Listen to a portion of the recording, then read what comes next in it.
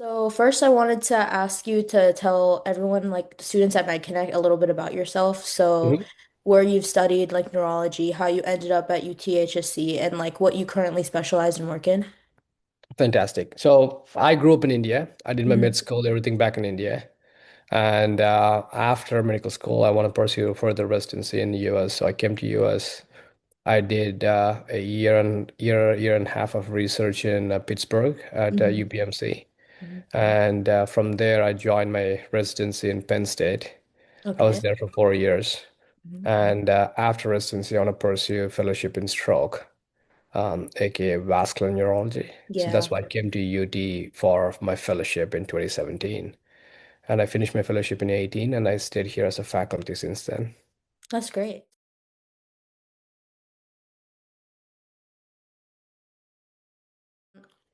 A lot of students like I feel like feel pressured to like start their like already know what they want to do like in their future and have it Hmm. all planned out in high school. So how Hmm. did your own pathway into medicine develop and how did you find your interest in vascular neurology specifically?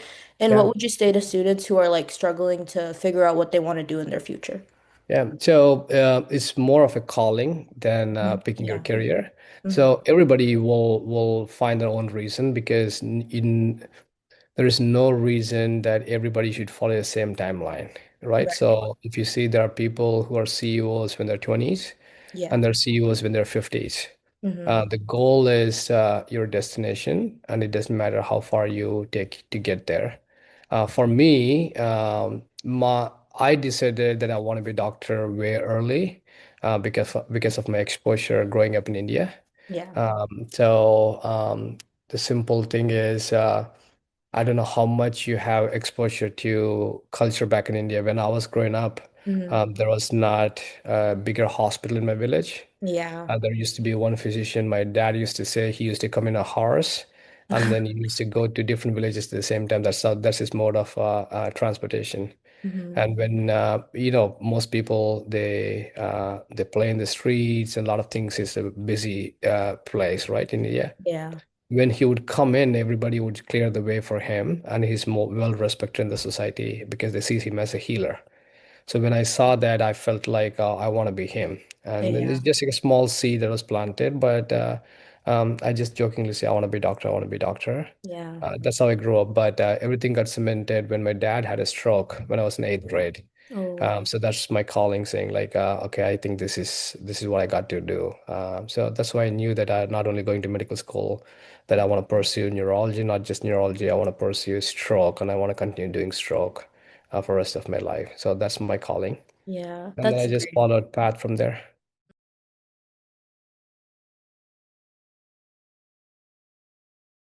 So, you said you're program director at UTHSC One for, of the things I do is program yeah. director. Yes, yeah. Yeah, okay. So, do you like read applications and like for people Mhm. who are applying for residency? So, Mhm. like, what kinds of leadership or like actual like qualities do you think differentiate someone who is wanting to go into the medical field?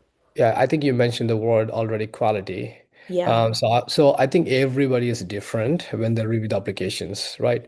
It's Yeah. not like one person reviewing that. It's we have a committee of people who interviews all the application.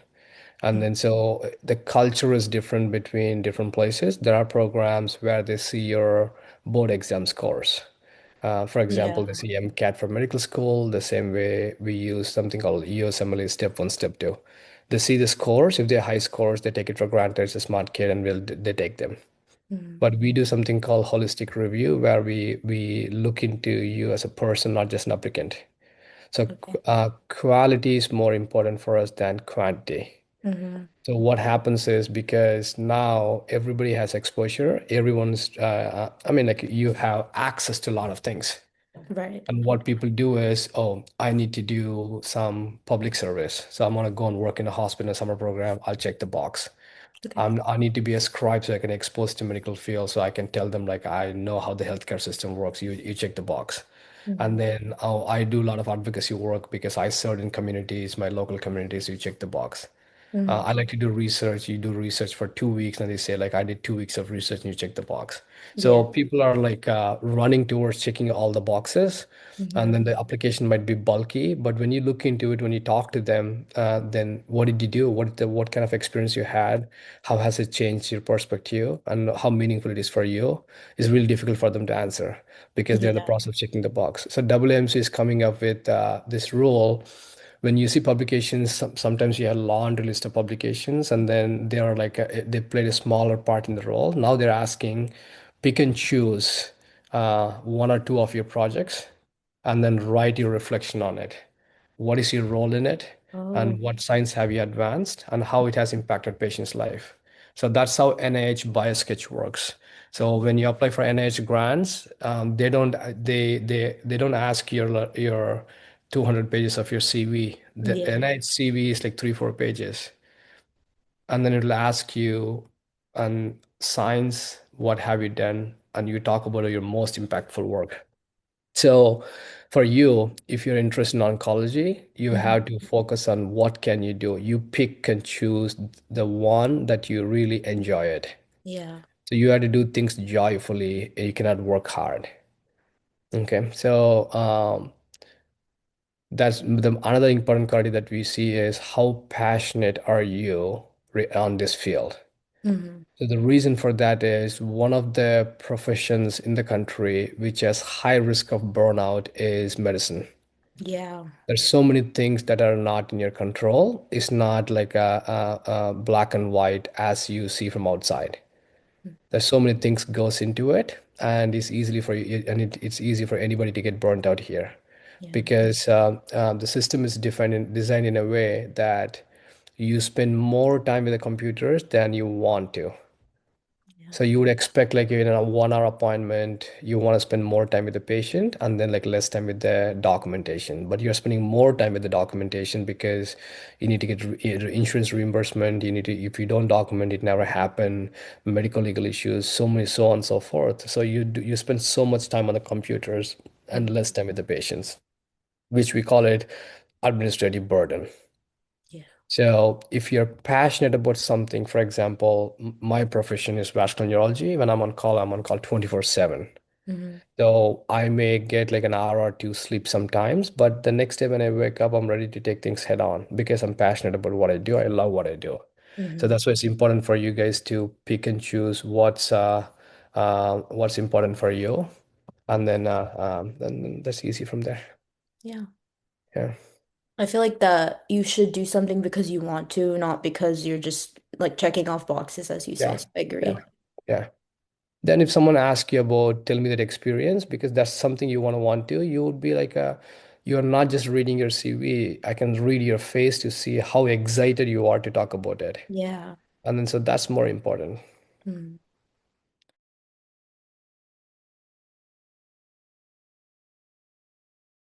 You said you did your school in India and your school here. So did you Mhm. see that there was like a difference in like school in India or school here? Did you learn Yeah. some things there that maybe aren't prioritized here? There's so much, it's an entirely different Mm. way of learning. Back in India, you have a little bit less resources Yeah. in terms of how fast I could get some investigation because I worked in a government setup. If you go to private setup, it's mostly similar to here and there. Yeah. In a government setup, you have like so many patients. For example, in one full day, I have 12 to 13 patients because I have a subspecialty clinic Oh, because wow. they're complex patients and that's all you see. Mm. Back in India, I may see like 30, 40 patients in a half a day. So Yeah. they come in, so you rely heavily on your history and your clinical examination. Mm. There's so much emphasis on examining the patient and arriving at the diagnosis. Mm. In a way, there's one of the famous stroke neurologists used to say, neurologists are the ones who should be able to practice when there's a power cut, Mm. right? So Yeah. if I have power cut, I cannot get any imaging, and I cannot get an MRI, CTs, all the sophisticated ones. I still need to be able to practice. So Mm. that's how the practice in India. But here you have everything available, right? You can order something and you can get it done right away. Yeah. So now we are losing a little bit emphasis on the clinical examination. Hmm. But if you see the advantage, there's so many times like you think this is what's going on, it could be wrong. But if you have some advanced imaging, you could help patients better. And then we have access to all the advanced imaging here. Hmm. And then back there is mostly practice-based medicine. It's that's how people did it for years, and it has worked. And then combination of evidence-based. Here is purely evidence-based medicine. What Yeah. the evidence has shown, how do you advance science or whatnot. Hmm. There's the I do ask research questions back in India, but I don't have time to do a lot of like scientific research. But here's Hmm. part of what I do. I always ask clinical questions. I always see like what can we do to advance the science to help the patients better. Yeah, there's a best of both worlds, I guess. Yeah. Yeah.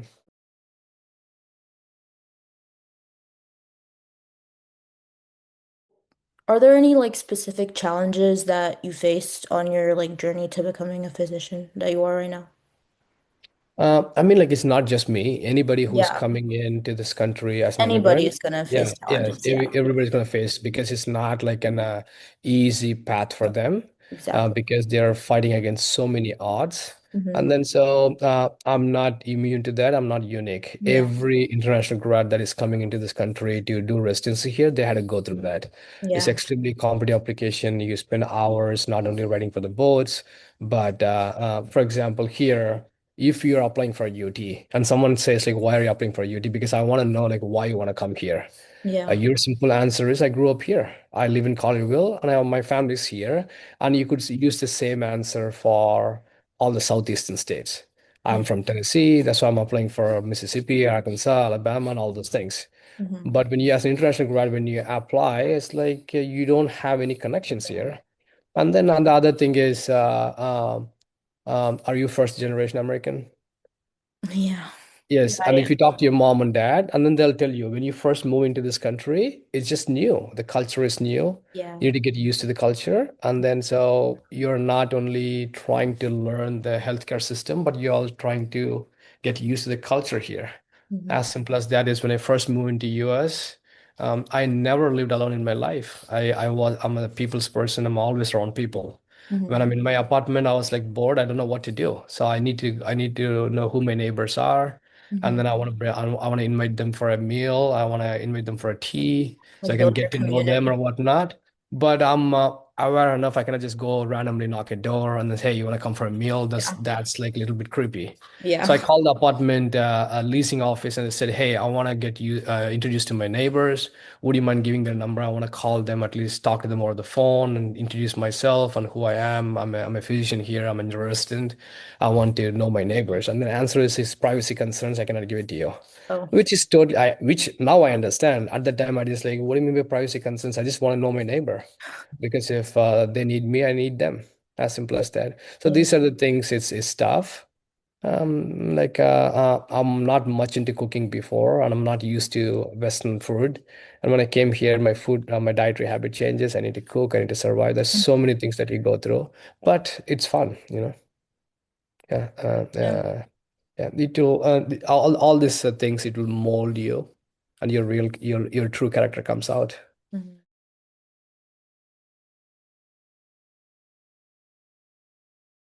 So like for students who are interested in like vascular neurology specifically, like Mhm. what kind of what kind of things do you think they should like seek out in high school, like academics wise, to like prepare them for the future, I Yeah. guess? So before they go to vascular neurology, they need to think about neurology. Neurology is a complex organ, but it's exciting. Hmm. So, for example, if someone treats an infection with an antibiotic, Hmm. and then if you think about when this antibiotic was found, you can say, oh, it's 100 years ago or 80 years ago. So you live in the history. Neurology is not like that. The science is advancing so fast. When Yeah. I was in residency, I used to think, if I'm able to do this thing by end of my career, I would be happy.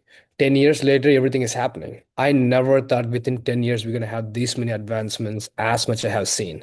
Hmm. So you can be part of this advancing science. Yeah. And that is what exciting about neurology. Hmm. Because it's a complex organ, not everybody can enjoy it. So you need to start learning a little bit about nervous system to Hmm. see whether that is exciting you or not. So being a neurologist is more like Sherlock Holmes, Yeah. right? So you are trying to solve a puzzle. Hmm. So, for example, not that I'm picking on any other specialist, right? For example, if someone comes with abdominal pain, Yeah. they cannot tell you your issue is exactly 3 centimeters from your belly button. They cannot. They can guess like you're having this organ pain and that organ Yeah. pain, but they cannot like pinpoint. But Hmm. neurologist is not like that. I can talk to you, I can examine you, I can exactly pinpoint this is where the issue is. Wow. And then so the solving puzzle, if you are someone who likes to solve puzzle and who Hmm. likes to be on your toes and be interesting, and then start learning about brain and its connections, and Hmm. if that excites you and you're on to, that's the first step you need to make. You're right. And there are so many subspecialties in neurology. Hmm. And then the other thing is then you need to see whether stroke is something that interests you. Yeah. And if it's yes, and you have a person connection, I think that's an add-on thing, and then that's perfect way to start. But you also need to consider your work-life balance a little bit Yeah. because there's only certain specialties where you're on call. Because time is brain, time is so sensitive. Every minute you could lose millions of neurons. Yeah. So when you get a call, it doesn't matter you're having a family dinner, you're at your kid's birthday party, or you're doing something else in your life. You get a call, you pick up your phone right away because someone's life is at stake. And that can happen in the middle of the night, early in the morning. And Yeah. then so when you're on call, you're on call. And Yeah. then you need to make sure, is that the lifestyle you want? Hmm. If someone says, I don't think I want that kind of lifestyle, I want like a true white collar job, 8 to 5 and 5, I don't want anybody to bother me, then Yeah. stroke is not for you. Yeah. Yeah. I feel like So if mhm. I feel like if that's the kind of person you are, then any career in medicine isn't for you because you'd have to be on call like all the time. Not all the specialties. Oh, For really? example, like what my wife is a hospitalist, Mm-hmm. and then she'll have a busy day, but at 5 p.m. she's done. Oh. She does not get any calls, and Mm-hmm. then there's so many specialties there, more than half of the medicine specialties where you don't need to be on call. Mm-hmm. Yeah, after 5, she's completely offline.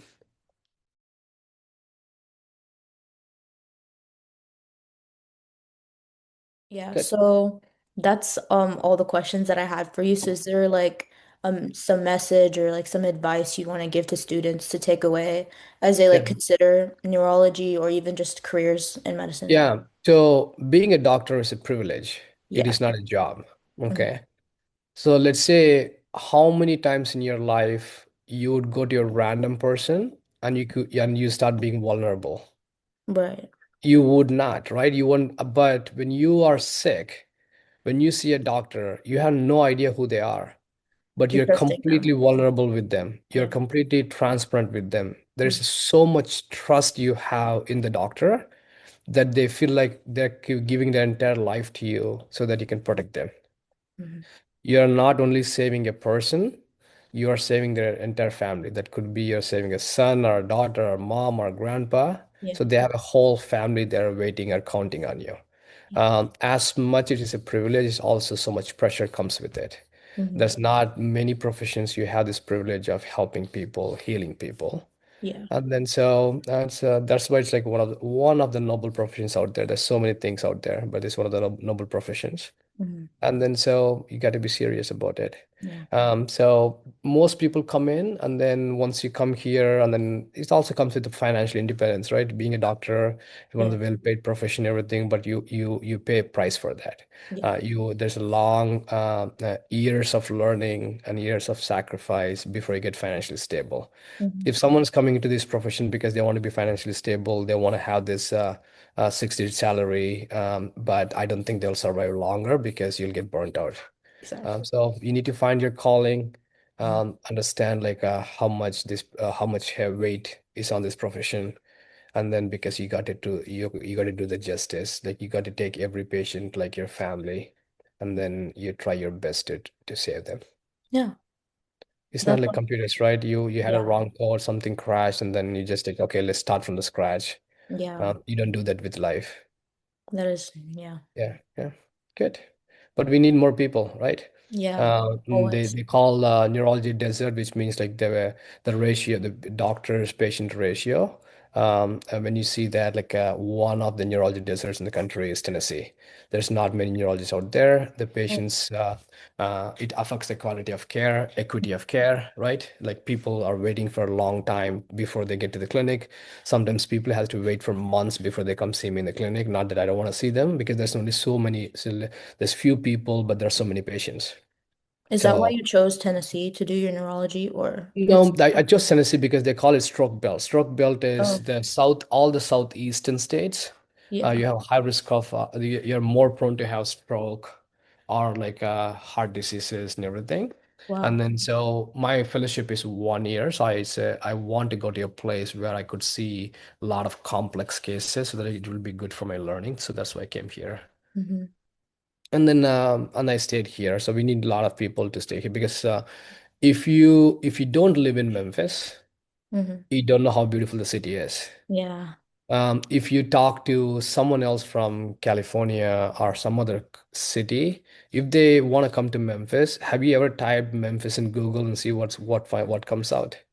it's not Right. a So lot of you great don't results. exactly. We don't have a really good exposure in Hmm. the media of a lot of like a crime and everything. Yeah, Nobody wants to come to Memphis. yeah. When they look up like one of the highest homicide rates is in the country, is we are one of them, and then it scares people away.